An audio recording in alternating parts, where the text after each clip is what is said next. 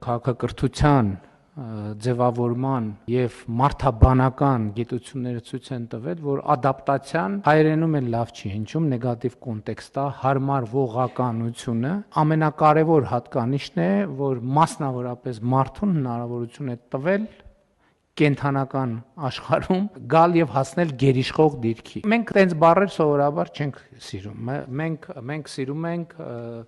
բևեռային նշանակություն ունեցող բառեր, մինչդեռ կարծում եմ ֆունդամենտալ նշանակություն ունի, որ մենք հենց ոչ բևեռային նշանակության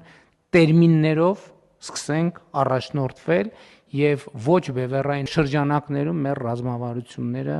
կարողանանք ձևավորել, որովհետեւ ադապտացիան հենց այն ամենակարևոր հատկանիշն է, որը էական նշանակություն ունի եւ ունեցել է